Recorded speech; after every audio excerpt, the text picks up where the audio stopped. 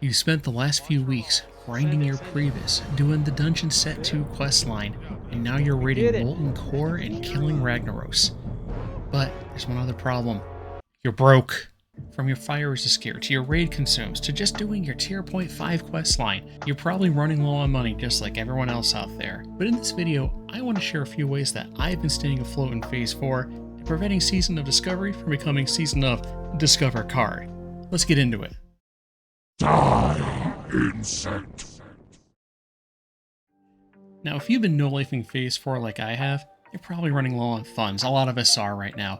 And that's really because raiding is the most expensive activity in all in Classic World of Warcraft. That's largely in part because of the consumables, all the preparation needed like fire resist gear, and even repairs add up over time. So this video is focused towards those that didn't spend Phase 3 farming incursions all night and all day, but really just more the average gamers that are trying to make it from week to week, be able to contribute the most in raids, and also be able to afford things like being able to do Heat 3 ultimately in Molten Core. So if you have tons of gold, this video really isn't for you. But if you're scraping by, if you're trying to get up to like maybe 1,000 gold, there's going to be a lot of things you can do to help here, and that's what I'm going to talk about in this video. But before we get into any strategies, I want to address what a lot of people think is the obvious answer and just get that out of the way for this video, and that's gold buying. Just straight up, I don't endorse gold buying. I don't recommend gold buying. Blizzard's been pretty aggressive with banning in Season of Discovery, especially with other things they've put into place like banning GDKPs. So I don't think it's a great idea, and honestly, I don't really think you need it, which is what I hope to prove in this video. But if you decide to go down that path, that's your decision. I'm not going to crucify anyone for it, but that's all I'm going to say on the subject. It's something I really don't want to get into, and I'll leave it to you for your own devices to explore. So let's start talking about how much raiding actually costs in Phase 4. Now it'll be different for every class, so there's some leeway here. I like to break it down into two different parts of the discussion. One are going to be your one-time costs, that's things like your fire resist gear. And the other one are going to be recurring costs, that's going to be your consumables for raid every week. Now let's talk about the one-time costs. Now you could break this into a lot of different ways. You could say tier 0.5 questline is a one-time cost, which it is. Crafted weapons like the Arcane Reaper, the upgraded one, that's a one-time cost. But really, when I think about one-time cost directly as it relates to raiding, I'm thinking mostly the fire resist gear that we need for Molten Core. So when it comes to the crafted fire resist gear, what you don't want to do is go to the auction house and just buy it. That is how you lose money. In fact, the auction house, in my opinion, is the best way to lose money in World of Warcraft. You have a bunch of different options ahead of you. One of them is you can just buy the raw materials, find someone in town to craft it, and by my estimate, based on how the market's been going, you'll save about 100 gold if you just do that, even if you have to pay for someone to craft it. For instance, the Delacor leggings, I've been seeing those going for about 100 gold per craft. That's still going to be cheaper than buying them pre-crafted because everybody tries to make a little margin on it and make some gold that way, as opposed to just getting it for their own personal use and getting someone to craft it for them. Furthermore, you could find a friend or a guildie who can craft them for you and probably save another 100 gold on the crafting fee. And at that point, you're just paying for the cost of materials. And if you want to go a step further, go farm the materials. Essence of Fire, Delacor leather, those are pretty farmable if you have a friend who's a skinner, if you're not one yourself. So there's a lot of ways to save money here, but it does come at the cost of time, which is every World of Warcraft player's least favorite thing to spend, so I understand that. But if money's tight, it's a good way to save money and get what you need for raid later on. The one-time costs, those sunk costs, I like it as being a pretty minor aspect when it comes to the overall picture of raiding though. Once you have the gear, once you have what you need to succeed in raid, you don't need to buy it again. You don't need to spend more money on it. So that's one place where I've been comfortable spending money up front and spending extra time grinding out the mats I need because I know I only have to do it once. It may be 3 or 4 pieces depending on what class you play. You might need fiery cores or lava cores, which means you might need to go do a lot of dungeons. We'll talk more about that later. But it's a worthwhile investment so you can get that stuff now and not have to worry about it in the future. Now, of course, over time, these prices will go down like everything tends to in World of Warcraft. But right now, if you want to get into like the Heat 2 and Heat 3 of Molten Core quickly, this is the kind of investment you'll need to make right now. So one other thing to talk about here, which kind of falls into recurring costs, although it's not really the same as consumables, is enchanting. I would say try to be smart with your enchanting. Maybe not putting +4 stats on your tier 0.5 chest, put +3 instead. In the grand scheme, that's not going to make a huge difference for progressing in Molten Core. Yeah, your parses might be lower, but some of the content might be challenging enough where you're not really parsing anyways. So consider enchanting the best enchants when you get your best in slot gear for this phase, which might be some of your fire resist gear depending on what your goals are for Phase 4. But let's move on to talking about those recurring costs your raid consumes and how much they actually cost. Now, I did a breakdown when I was getting ready for my raid this week for everything I was buying, and I want to share that with you here and put some graphics up on the screen that will show how much I was spending on each consume. Now, I was gearing up for a full slate of consumes for everything. This is starting from scratch. I may have had one mongoose elixir, for instance. So I'm buying things in maximum quantities I want to have for raid. Odds are, week to week, if you're doing well, if you're progressing, you're not wiping a lot, you're going to save a lot on these consumes. You're not going to have to restock in full, but I'm looking at this as a worst case scenario. And I'm also looking at it as a Retribution Paladin, which has to get both melee and some spell power consumes for each raid, so it gets a little hairy in there. Your expenses may be less, they may be more, depending on how you want to go, if you want to go for the best of the best consumes. But I'm going to use this as kind of a basic guideline just for how much I'm spending to make a talking point to go off from there. Your miles may vary and all that. So what I picked up this week and the prices I paid, and I'll put the deep below here for when I did purchase all of this stuff. First off, Flask of Supreme Power, since a lot of the damage I do is holy damage, it increases the damage on that. So Paladins, congratulations, you get to use all the caster consumes now too. That was 28 gold, easy to buy one. I could find someone to craft it and save some gold there potentially, but I'm going pure from the auction house just to show, again, worst case scenario. Next up, Elixir of Giants. I picked about 3 stacks of these. I didn't farm up any Juju powers from Winter Spring this week, so I just went with the 5 strength less elixirs. That was about 15 gold right there. Up next are going to be the Juju powers or Winterfall Firewaters, the powers being 30 attack power, Firewaters being 25. I actually didn't buy any of these this week. I had a few from my crates, and they're really expensive right now. Total to get about 15 of these is what I'm targeting, would be about 30 gold. So I held back on those. I had some supply I used. So I didn't get around to farming ecos off the Frost Giants this week. And I want to take a second to explain how that works. I don't think everybody quite understands this yet. When you do the quest in Everlook to get the Cache of Morai, which allows you to farm ecos off of different mobs in Winter Spring, the different ecos they drop give you different buffs. One of them, and the most expensive one, is the one off the Frostmaw Giants in Southern Winter Spring, and those give you ecos that turn into Juju Mites, and those give you 30 attack power each per use. Winterfall Firewater, which is really the common one people go for, that's only 25 attack power. The nice thing with the ecos, though, is you can farm these up in a raid even, as many people as you want, and when they drop, everybody gets one. So it's a really easy way to get your guild involved to go farm up ecos and get everybody buffed up to their best buffs they can get. However, in the context of this video, let's talk about Firewaters instead. You can buy ecos on the auction house. The ones for Might are ridiculous. I've seen them as high as 15 gold per, and you need 3 to turn in to get 3 buffs out of it. But Winterfall Firewaters, those are going anywhere from like 5 to 9 gold right now. I didn't buy any this week, just for full disclosure. I had some I got out of my Undermine real crates. We'll talk about them later as well. So I didn't have to spend that this week. I'm going to leave that off here, but remember, the value could go up from here. Up next, picked up some Mongoose elixirs. Those are pretty cheap. I spent about 5 gold to get enough stacks of that for the raid. Picked up some Blessed Sunfruit. That's from the Argent Dawn reputation. That gives you a nice strength buff. Probably the best food in the game right now for any plate wearers. I could even see rogues or druids wanting to use them as well because they're pretty cheap, cheaper than things like Winter Squid would be, for instance. So let's call that about 3 gold. That probably is a high ball on that one, but we'll call it 3. And then aside from that, there's a few other things you get as well. You could do the Blasted Lands buffs, which I recommend doing. They're an additional buff to have. Buying the materials off the auction house for those can be pretty cost prohibitive because nobody wants to farm drops that aren't guaranteed off of mobs. I personally don't mind doing that. I will take an hour and go get all the things I need. I'll get my Roids, my Scorpok assay, if I'm feeling extra ambitious, the Intellect one. But I recommend doing that one yourself, so I'm not including that one here. Things like Dragon Breath Chili, again, the small flame stacks are really expensive per use. So I don't recommend that one either. Again, you could farm that one up yourself, but I'm leaving that off this list too, just because they're pretty cost prohibitive. And also one that I always love to talk about, but I never really bother with myself, is the Elixir of Coalesced Regret. Remember in Phase 1, you had to talk to a ghost and you had to drink this potion for it? Well, it's that. It also gives you +1 all stats, which really isn't much at all. And it does share a cooldown with the Boggling Root, so it's nice that you don't have to go farm those anymore. You can just use this. But it does persist through death.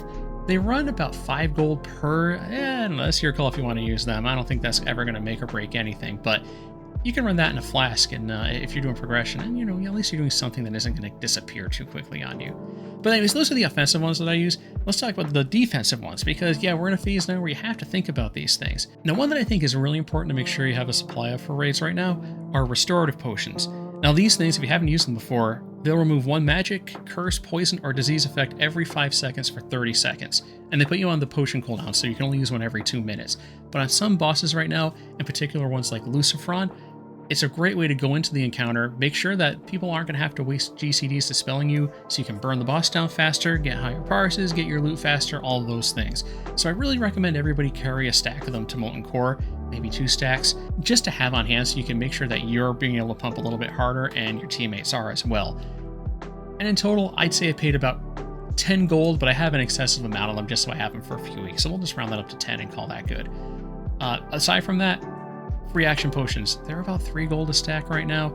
You can craft them even cheaper. Let's just call that 9 gold for what I picked up a few stacks. Those will probably last me several weeks though. So again, this is a high number here. And then on to the 2 resist potions. Greater Fire Protection Potion. I brought, I think, about 20 of these to raid this week. I think I used about half of that, but I spent about 10 gold on it. They're really cheap right now. People are just crafting them day and night, it seems. So you're going to have no problem picking these up at a relatively good cost. And also, the Greater Arcane Protection Potion, you want to have a couple of these on hand every raid. They're about 3 gold a stack. I picked up 2. I'll have them for weeks as well. But those are great on Shaz, because if you put one on early, you can avoid a few of those arcane explosions that happen while you're trying to move out as melee or range. If you goes to immediately and does an explosion, you'll be safe from that there. And then midway through the fight, pop another one. It helps you just as well there too. There's really no other potions you really need to pop on that fight that matter. So bring some of those as well. And there's some other things you can do too. There's like the stamina drinks out of Dire Maul North. Those are pretty cheap. I won't include them here. Maybe some other food buffs if you don't want the strength. Maybe you want a more of a stamina buff, but we'll put those aside here now. I'm going to call this my standard load for what I bring into Molten Core. Now, if you add all this up, we're at about 156 gold, give or take. And again, this is a pretty full load here. It probably will be cheaper for me next week, probably more along the lines of 100 gold. But let's call this a worst case scenario and think of that as a target amount of gold to generate each week just to sustain your rating. Now, add in repairs on top of that, maybe another 10 gold. Anything else you have to do during the week to support yourself, if you have profession cooldowns, you need to buy stuff off the auction house for that, whatever it is, consider that as well. But we're talking under 200 gold a week to raid. Now that might sound daunting if you just blew through all your gold getting ready to raid as it is, but I have a few different ways you can try to keep that going, make that up. And also, at the same time, I do want to say, that's pretty much the cost of raiding. If you're going to be raiding in this game, if you're going to be getting the best loot, it's not going to come for free. You have to do your part to get there. And your raid will appreciate you putting in the effort. It might be what makes or breaks people from making a roster too, so consider that as well. Think about what you need to sustain. Hi, Cat. So if you don't have stacks of gold...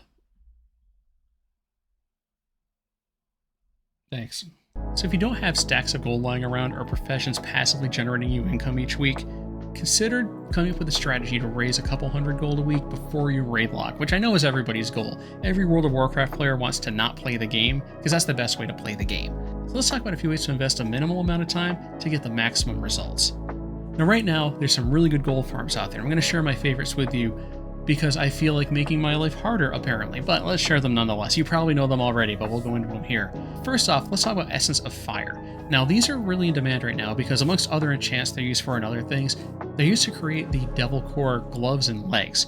You need 18 total for the set, 10 for the legs, 8 for the gloves, and they're in high demand. So the price has been hovering around the 20 gold mark on my server, and right now this is my favorite farm because it's really, really easy. All you have to do is wait for the Black Rock Mountain event to start, which is every other hour, go to Searing Gorge, and go find a fire elemental and just kill it, or maybe 2 or 3 in an area. They're not quite hyper spawn, but they respawn really fast, so it feels like it. And what I'm finding, if I just sit there for an hour and just smack some fire elementals around, I'm coming away with about 10 Essence of Fire every hour, so that's 200 gold an hour right there as it stands today. So go in there and smack some elementals, make some really easy money. If you're looking to craft it yourself too, easy way to get the mats you need to make your gear and save yourself a lot of money. So it's a really good farm. Now, of course, there is going to be some potential for some PvP. Even though there's no honor, people still like to fight.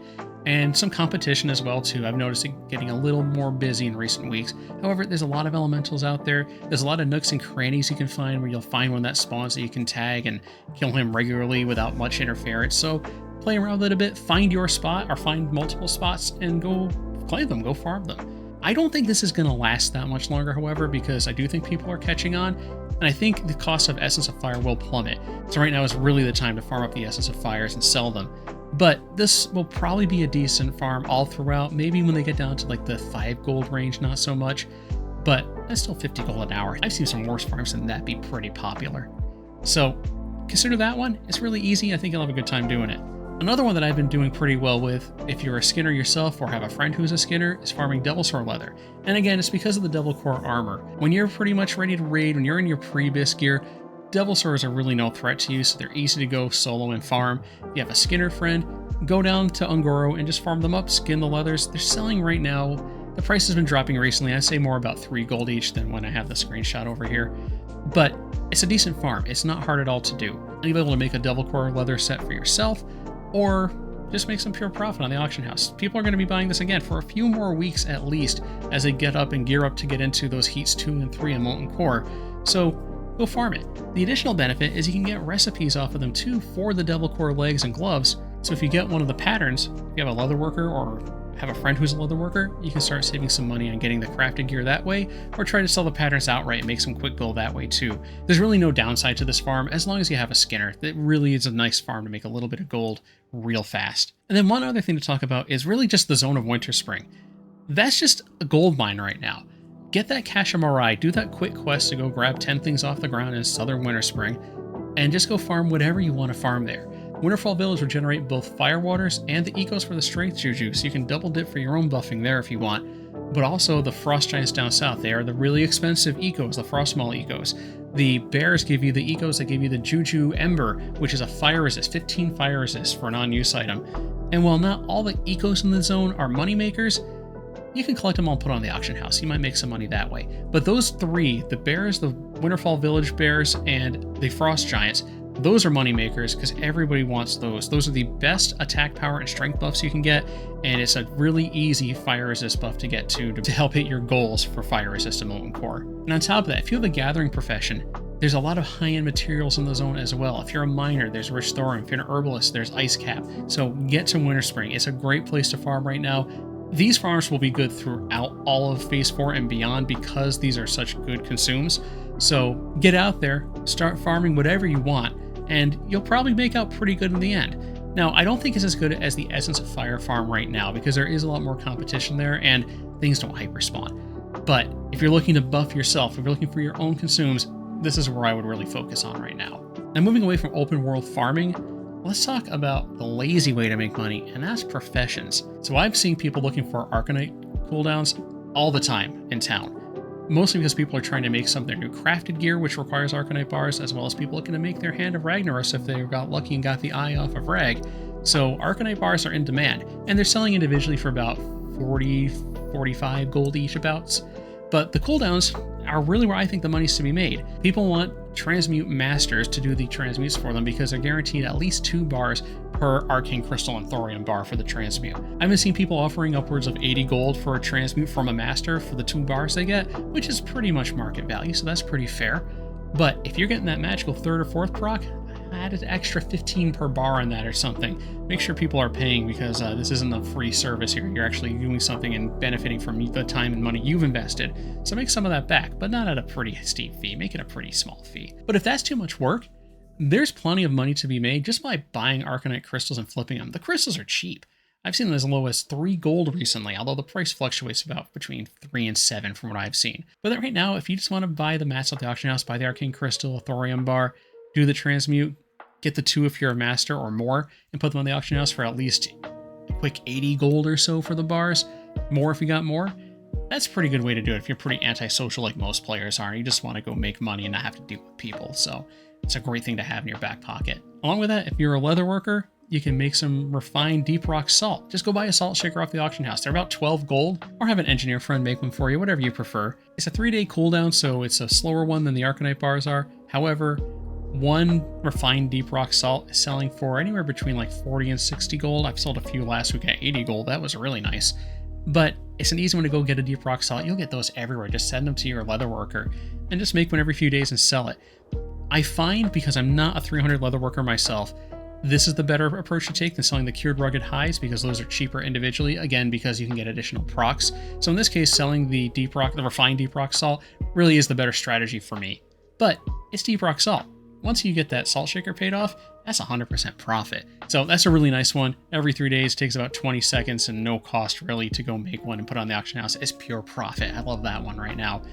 Additionally, Mooncloth's in a similar spot. Fellcloth is really cheap because of things like Kazakh dropping Fellcloth, and Demonfall Canyon, you can get Fellcloth out of there too. So that's another cheap one. The price of Mooncloth is dropping pretty quick, I find, but every couple days you can turn what's about 3 or 4 gold of materials into about 20 to 30 gold out of profit out of that. That's a pretty nice turnaround too. Again, these cooldowns, if you watch my previous videos about prepping for Phase 4, these are really the good passive moneymakers that can sustain you for a long time. Arcane's going to keep its value for quite some time, especially next phase when everybody needs to make their Thunder Furies, 100 Arcanite bars. That sounds good to me. But Mooncloth and Cured Rugged Hide, they'll never be void of value. They'll always have some market for them. As long as the cost of materials is lower than the total you'll get for selling the item at the end, it's always going to be worth doing. Even if it's a few gold, it adds up over time for really minimal effort. So keep that in mind with these. If you have a spare alt or have a profession on a character you're just not using, as long as you can get it up high enough, the Salt Shaker is only 250 leatherworking. Spend a little money, spend a little gold to get them leveled up to the level you need, so you can start making that passive money for the rest of the game pretty easily. Now let's talk what I think is the most interesting money-making thing you can do in this phase, and that's with the Tarnished Undermine Reals, or Reels as most of us call them. Whatever you want to call them is fine. So originally when I was planning this video, I was going to talk all about how the Damage Undermine supply crates were going to be the moneymaker, and it's Blizzard's grand plan and everything. However, the equation shifted a bit there, so there's a little bit more to talk about. And it's really because they added the Fiery and Lava cores to the same vendor for equivalent prices, you could argue. Well, let's dig into it. Now, if you were paying attention last week and noticed that the Fiery and Lava cores are added to the vendors now for 15 reals per, that's a pretty good deal. Those are hard to get, and Molten Core are only about 25 or so in total of both types drop out of each raid, and if you're dividing them amongst your raid, there's not really a lot to go around to help anyone really boost up getting their gear crafted, especially for the casters. Casters really got the shaft this phase for fire resist gear, and I really feel bad for them. So I want to make sure that they're getting what they need to craft their fire resist gear. But there's only so much you can do. But for 15 rails, that's a pretty good price, I think. It's enough where you can run a couple dungeons a day and get one. In a matter of a few days, you can get most, if not all, of what you need for your gear. And if your raid leader is nice, maybe we'll kick you a few back from the surplus they get each week. But also, if you're looking to make gold, you can run a couple dungeons with a caster friend. If you don't want to help them out, you can just buy a core yourself and put on the auction house. Right now, they're in the 60 to 80 gold range on my server, depending on time of day and everything. But that's pretty much easy money in your pocket, and it's guaranteed money if you're going at the market rate. Right now, if you like to play it safe and you just want the steady income, this is what I would spend them on. It's really straightforward, nothing to really gamble there. It's nice to have a steady source of income that way just for running dungeons. But if you're a gambler, and I'll tell you, I'm a gambler when it comes to these things, the supply crates are where the action is. But it's like anything in gambling. It's all RNG in the end, and you may not win. However, I've been getting Winterfall Firewaters, Arcanite Bars, Black Lotus out of them pretty consistently, but I'm also getting a few bucks, or I'm getting like 4 Grom split out of it, and that's really not great. So it's a good option if you want to gamble a bit more and try to hit big, or in my case, I like hitting the Firewaters because those become my consumes for the next raid. So there's a lot of good value you can get out of these, and a lot of personal value you can get, as well as pure gold if you just go and sell everything. So in the end, it's ultimately your choice. There's no wrong way to do this. It really depends on what you feel most comfortable with. But the most important thing here is really just to go farm the rails. I know it means I'm saying you play the game more, you have to do dungeons more. I know everyone wants to avoid doing dungeons once they're geared up, but this is a quick and easy way to make some money. The dungeons are really trivial at this point if you're geared up, so it won't take you very long. The hardest part might be finding a group of people who aren't looking to do leveling runs in the prison and BRD or things like that. So get your friends, get your guildies, go crush some dungeons, get some easy money. On that note, there is one thing I do want to mention, and that is in BRD, they did drop the drop rate of the Librams of Resilience. These are the ones that give you 20 fire resist to your head or legs. And I've been farming that up recently with some friends, getting some rails out of there, and we've been getting about 1 to 2 librams per run. So that's pretty nice. I've been using them for my own enchants, but at some point when people don't need them, they've dropped down to about like the 100, 120 gold range on my server recently. So it's not going to be a very profitable one for the long run, but right now it's still pretty good.